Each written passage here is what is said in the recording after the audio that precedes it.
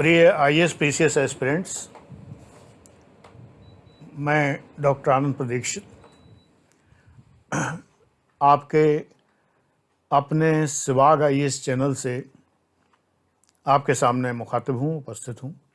अगर सब्सक्राइब ना किया हो अब तक तो सब्सक्राइब कर लीजिए, लाइक किया करिए और शेयर किया करिए वीडियोस। इससे मेरा मोटिवेशन होता है और मुझे और अच्छी कंटेंट देने की प्रेरणा मिलती है। मेरे पास कोई सीमा नहीं है, मैं आपको कितना बेहतर दे सकता हूँ इसकी कोई सीमा नहीं है। गंभीर से गंभीर चीज़ें दे सकता हूँ और यूं ही निपटा भी सकता हूँ। ये डिपेंड करता है कि आप कितना एंगेज्ड होते हैं। सबसे ज़्यादा मुझे मोटिवेशन मिलता है सब्सक्राइब करने और कमेंट करने से। कमेंट बहुत ज़रूरी है। तो कंटेंट भी इसी हिसाब से निर्धारित होती है कि आप कितना मुझसे जुड़ते हैं। आज मैं आपको एक बहुत इंटरेस्टिंग टॉपिक बताने जा रहा हूँ। संविधान का है ये। अब मैं अलग अलग सब्जेक्ट टॉपिक बताया करूँगा।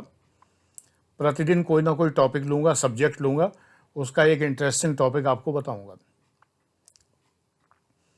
हमारे संविधान में ये व्यवस्था है कि कोई भी अधिनियम जब पारित किया जाता है तो वर्ग विधायन नहीं होना चाहिए, क्लास लेजिस्लेशन नहीं होना चाहिए, यानी किसी खास वर्ग के लिए ही नहीं होना चाहिए, सबके लिए होना चाहिए। लेकिन अगर वो किसी खास वर्ग के लिए होता है, if it is for a particular class like reservation कानून, या बहुत से कानून होते हैं जो किसी खास वर्ग के लिए होते हैं, तो विभेदीकरण का समुचित आधार होना चाहिए। इसको लॉ की भाषा में, लीगल लैंग्वेज में कहते हैं इंटेलिजिबल डिफरेंशिया। इंटेलिजिबल डिफरेंशिया, बोधगम्य अंतरक होना चाहिए, यानी जो समझ में आने लायक हो, जो जस्टिफाइड हो, ऐसा विभेदीकरण का आधार होना चाहिए। तो ये आधार कौन कौन से हो सकते हैं? एक तो आधार हो सकता है भौगोलिक दशाओं के आधार पर वर्गीकरण। अनुच्छेद 14 में भारत क्षेत्र के अंदर वाक्यांश लिखा हुआ है, there is a phrase in the territory of India. इसका मतलब ये नहीं है कोई कानून पूरे भारत के लिए ही लागू होगा। भिन्न भिन्न राज्यों में भिन्न भिन्न कानून लागू किए जा सकते हैं, क्योंकि वो राज्यों का भौगोलिक क्षेत्र अलग अलग है। भौगोलिक क्षेत्रों के आधार पर विभाजन किया जा सकता है। कृष्ण सिंह बनाम स्टेट ऑफ राजस्थान के मामले में मारवाड़ लैंड रेवेन्यू एक्ट 1949 की संवैधानिकता पर इस आधार पर आपत्ति की गई थी कि ये केवल मारवाड़ क्षेत्र में लागू होता है, पूरे राज्य में नहीं। अतः ये विभेदनकारी कानून है, यानी क्लास लेजिस्लेशन है। माननीय उच्चतम न्यायालय ने निर्णय दिया कि ये अनुच्छेद 14 का अतिक्रमण नहीं करता है, विधिमान्य होगा। मारवाड़ क्षेत्र में एक विशेष स्थिति का सामना करने के लिए, ऐसे त्रावणकोर अधिनियम भी बना है, तो विशेष स्थिति का सामना करने के लिए यह कानून का लागू करना आवश्यक था। ये उन्होंने अभी निर्धारित किया है। जब माननीय न्यायालय का मतलब सर्वोच्च और उच्च न्यायालय कुछ अभी निर्धारित करते हैं, यानी कि होल्ड करते हैं, तो वो बाध्यकारी होता है। दूसरा आधार क्या हो सकता है? राज्य के पक्ष में विभेद, differentiation in the favour of state. राज्य स्वयं में एक वर्ग है और साधारण नागरिकों से भिन्न है, अतः कोई अधिनियम राज्य के साथ अगर भिन्न व्यवहार करता है जो नागरिकों के साथ नहीं करता, तो विभेदनकारी नहीं माना जाएगा। सोमदत्त बनाम पंजाब राज्य के मामले में माननीय उच्चतम न्यायालय ने ये अभी निर्धारित किया, the honourable supreme court held that, अभी हम ये हेल्ड के बारे में भी बताएंगे और बनाम के बारे में भी बताएंगे, वर्सस, कि राज्य को सार्वजनिक प्रयोजनों के लिए भूमि प्राप्त करने, विशेष उद्योगों का चुनाव करने और भूमि का अधिग्रहण करके इसे सार्वजनिक प्रयोजन में घोषित करने इत्यादि इत्यादि का अधिकार सदैव प्राप्त है। ये भाषा जिनकी समझ में नहीं आ रही है तो वो समझें। बहुत ज़रूरी है, यही भाषा में आपको अगर हिंदी मीडियम है तो लिखना पड़ेगा। ये कठिन भाषा नहीं है, ये बिल्कुल कॉमन लैंग्वेज है, संविधान की यही भाषा है बेयर एक्ट की, और डी बसु की किताब में यही भाषा लिखी है। ये भाषा आपको लक्ष्मीकांत की पॉलिटी से समझ में नहीं मिलेगी, और लक्ष्मीकांत की पॉलिटी धराशायी हो जाती है जब आपके सामने मेंस का पेपर आता है, तो वो किताब बिल्कुल काम नहीं आती है। प्री में तो कहाँ आती है, वैसे भी नहीं आती, लेकिन मेंस में तो बिल्कुल भी नहीं आती। डी बसु पढ़ना पड़ेगा, या A.D. शर्मा पढ़िए संविधान, तभी काम चलेगा। ये जो सोमदत्त बनाम पंजाब राज्य, इसका मतलब कोई सोमदत्त हैं, उन्होंने पंजाब सरकार के ऊपर कोई मुकदमा किया होगा, तो इसको हम कहते हैं सोमदत्त बनाम पंजाब राज्य। अब अगर पंजाब सरकार सोमदत्त के ऊपर मुकदमा करे तो इसको हम कहेंगे पंजाब राज्य बनाम सोमदत्त के वाद में। बनाम को अंग्रेजी में वर्सस कहते हैं, VS लिखते हैं, वर्सस।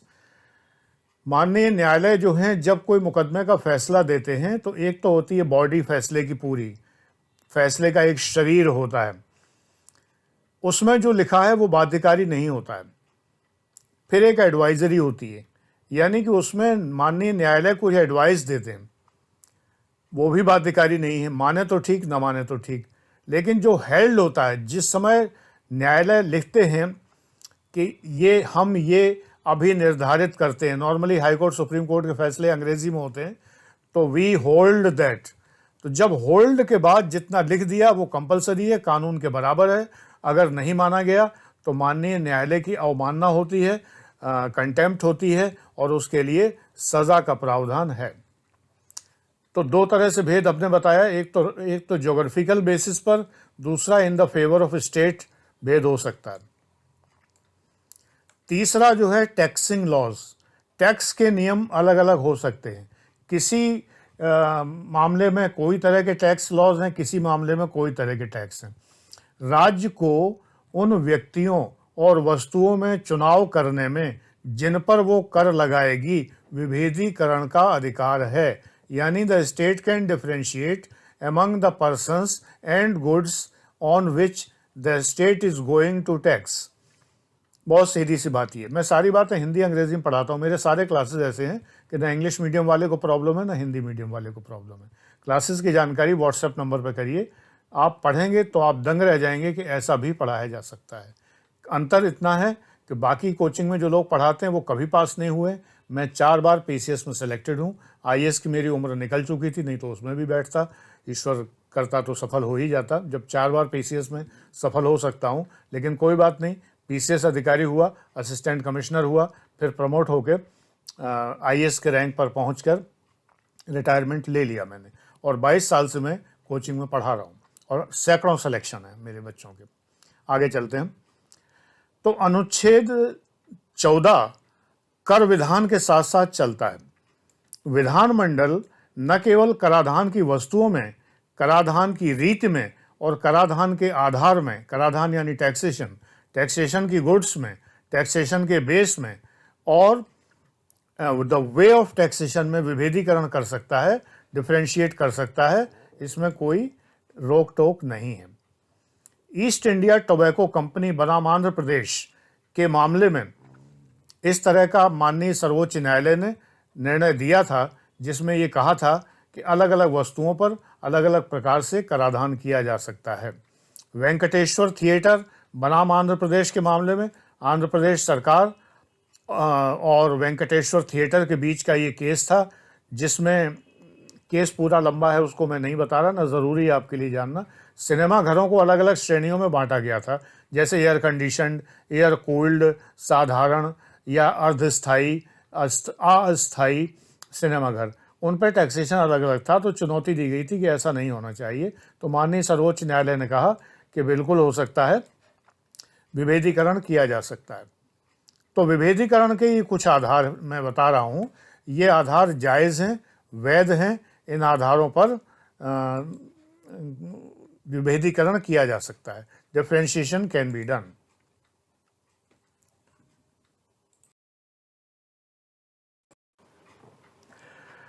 चौथा आधार है जिसके आधार पर विभेदीकरण किया जा सकता है, वो है विशेष न्यायालय और विशेष प्रक्रिया। स्पेसिफिक मामले हैं ये। स्पेशल कोर्ट्स आर्टिकल 246 और समवर्ती सूची की जो एंट्री है 11A, उसमें संसद को अधिकार है कि विशेष न्यायालयों की स्थापना कर सके, स्पेशल कोर्ट्स की स्थापना कर सके और कुछ निश्चित अपराधों की ट्रायल कर सके। तो यहाँ पर वर्गीकरण हो गया, कुछ अपराधों के लिए अलग कोर्ट बनाया गया। तो चुनौती दी गई कि ऐसा नहीं होना चाहिए। इस विषय का जो पहला मामला था स्टेट ऑफ बंगाल बनाम अनवर अली का मामला था। इस मामले में स्पेशल कोर्ट एक्ट 1950 जो बंगाल का था उसको चुनौती दी गई और कहा गया कि स्पेशल कोर्ट बनाना ये अनुच्छेद 14 का उल्लंघन है, ऐसा नहीं होना चाहिए। लेकिन माननीय सर्वोच्च न्यायालय ने कहा कि ये बिल्कुल जायज़ है, जस्टिफाइड है, कुछ अपराधों के शीघ्रतर परीक्षण के उद्देश्य से बनाया गया है, ये बनाया जा सकता है। समान प्रक्रिया का, सभी व्यक्तियों को समान प्रक्रिया का समान संरक्षण किया जाए।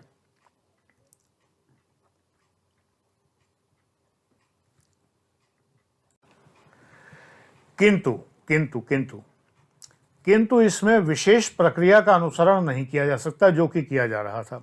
इस मामले में बड़ी इंटरेस्टिंग बात यह है कि विधि जो थी जिसके अंतर्गत ये न्यायालय बनाए गए थे, तो ये कहा गया कि उनमें एक प्रक्रिया अलग निर्धारित की गई थी। तो ये कहा गया कि प्रक्रिया अलग नहीं हो सकती, विशेष न्यायालयों द्वारा परीक्षण के लिए जो प्रक्रिया विहित की गई थी वो दंड प्रक्रिया संहिता की विहित प्रक्रिया से भिन्न थी, तो ये नहीं हो सकती थी। माननीय न्यायालय के अनुसार, यानी सर्वोच्च न्यायालय के अनुसार, ये उद्देश्य इतना अस्पष्ट था, अनक्लियर था कि युक्त वर्गीकरण का आधार नहीं माना जा सकता, अतः ये वैध नहीं माना गया। अतः कहा गया कि ये ठीक नहीं है, इस तरह के विशेष न्यायालय की प्रक्रिया ठीक नहीं है। किंतु इसके बाद काठी रेनिंग बनाम स्टेट ऑफ सौराष्ट्र, इस मामले में माननीय न्यायालय ने विशेष न्यायालयों को जस्टिफाई कर दिया और वो अब तक जस्टिफाइड हैं। ये मैं आपको बता रहा हूं कि किन आधारों पर भेद किया जा सकता है, कौन से आधार जस्टिफाइड हैं, कौन से आधार जस्टिफाइड नहीं है। इसी प्रकार अगर ऑर्डिनेंस जारी किया जाता है माननीय राज्यपाल द्वारा या महामहिम राष्ट्रपति द्वारा, तो ये अनुच्छेद 14 का उल्लंघन नहीं है। अब पांचवा बड़ा इंटरेस्टिंग मामला है जो मुझसे संबंधित है। मैं अर्ध न्यायिक अधिकारी था, I was quasi judicial officer, assistant commissioner come assistant collector मैं था। तो मेरी शक्तियां जो हैं वो अर्ध न्यायिक थी। अर्ध न्यायिक अधिकारियों को वैवेकिक शक्ति दी जाती है, विवेक की शक्ति दी जाती है। इसको कहते हैं बेस्ट ऑफ जजमेंट पावर, ये मेरे पास थी। तो ये अनुच्छेद 14 का उल्लंघन करती प्रतीत होती है, लेकिन अनुच्छेद 14 का उल्लंघन नहीं करता। माननीय न्यायालय ने इस बात को होल्ड किया है रामकृष्ण डालमिया बनाम जस्टिस तेंदुलकर के मामले में। ये आपको केसेस याद नहीं रखने, लेकिन मेंस में अगर आप केसेस लिखते हैं तो नंबर यूं मिलते हैं, उड़ के मिलते हैं, टॉप करने की संभावना बढ़ जाती है, ये ध्यान रखिए। तो आज यहीं तक। इसी तरह आपको बहुत इंटरेस्टिंग और टू द पॉइंट और सब्जेक्ट की चीज़ें मिलेंगी। एक बार पेड क्लासेस में आके देखिए, यहाँ तो फ्री है जो भी है, लेकिन पेड क्लासेस में आके देखिए, तब आप कहेंगे कि ये होती है स्टडी।